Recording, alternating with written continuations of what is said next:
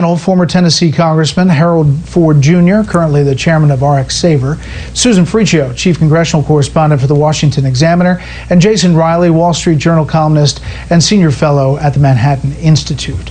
Okay, Jason, your thoughts tonight as we brace ourselves for whatever's coming.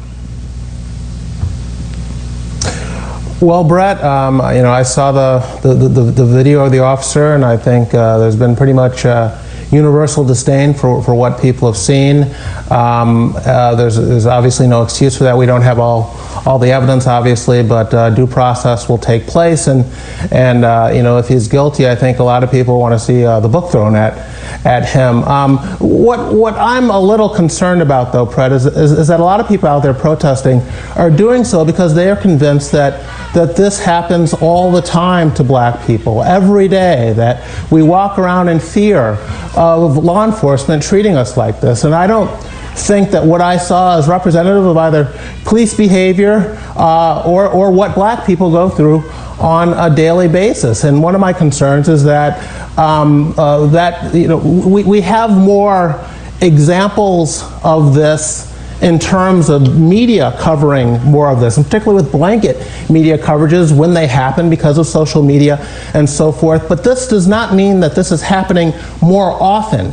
And those two things are not distinguished in much of the coverage. And I find that very disturbing. Based on all the data we have, police use of force has actually gone down considerably since the early 1970s. So these events happen less frequently, and yet because when they do happen, they get more attention, people have the opposite impression. My concern is that the police are there's going to be a pullback on the part of police in some of these communities in the aftermath of events like this, and then these communities will not get the policing that they need and they deserve going forward. And then you'll see more black lives lost as a result. Harold Ford Jr., reaction to that? So I differ with Jason. Jason, our old pals.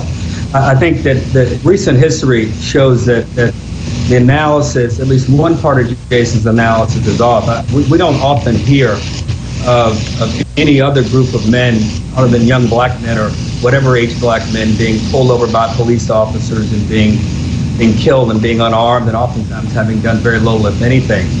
Now, I don't dispute with him that we need to be careful not to discourage the kind of policing that needs to take place in communities all across the country, especially communities that are desiring safety and desiring conditions that allow their kids to play in their front yard and go to school and not be harmed. But this moment, Bret, we're dealing with, and you've been covering all night, I applaud the way you've covered it, and I appreciate the balance. I do think that President Trump, who I think at times, and this is a tough moment, it's unfair to put all of this on him. This is a tough moment for any president. But I think if you look at how people are responding, or some people are responding, the president's words and tweets sometimes bring out not the best in us. And at a time in which the country is craving, I think, some unity, I think the National Security Advisor, who was on earlier today, I thought his words, his tone, his disposition, in many ways are what the country we're looking for. If there are groups out there with this violent intensity and set of motivations that are undermining efforts to bring about calm and community and change, we need to go after those groups, whatever side of the political line they may be on. And if they're foreign nations interfering, I've heard rumors and theories, let's do that as well. But I would say to communities and say to police officers and say to mayors and governors, do all that you can to get communities under control. Activists who want these kinds of changes with police officers and standards for training and punishment for officers, including myself, let's get to that point. And I hope that President Trump will offer an effort to convene leaders to offer these sets of ideas. And I hope that Keith Ellison and this district attorney will go forward and arrest. And at least what I've seen, Jason, and I know you may have, maybe you didn't say it like you wanted to say it, but I don't know what else I could see in a video that would not make me understand that there was a murder there of that young man. I don't know what he could have done. And the allegation was that he passed a $20 bill that may have been counterfeit.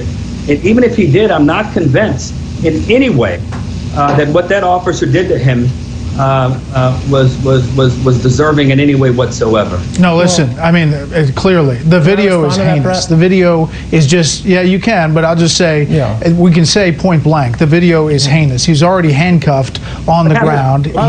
They don't find a pulse, and then his knees on the neck for another 2.2 minutes plus. Go ahead. No, I don't doubt that. No one doubts that I've come across. No one doubts the heinousness of this. No one is not disgusted by what they saw. The question is, how often does this happen? How typical is this? Is this representative of what black people endure on a daily basis in this country? Because a lot of people are out there protesting on that basis. That is what they have been told by the media. That is, they've been told by the political left, frankly, and that is simply not supported by the data. In New York City, where I'm based, police shootings, police use of lethal force is down something like 90% over the past 40 years. The data is just irrefutable here, Congressman. Police are involved in something like 3-4% of black deaths in this country each year.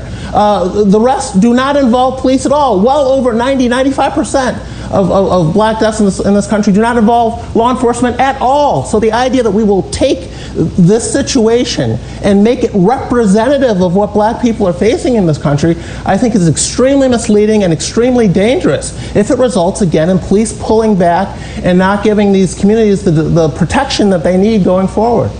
I support law enforcement. I think this is a great discussion. Believe it, I know you do. There's a great discussion. Believe it or not, Susan Friccio is in this panel, but we are going to take a quick break here.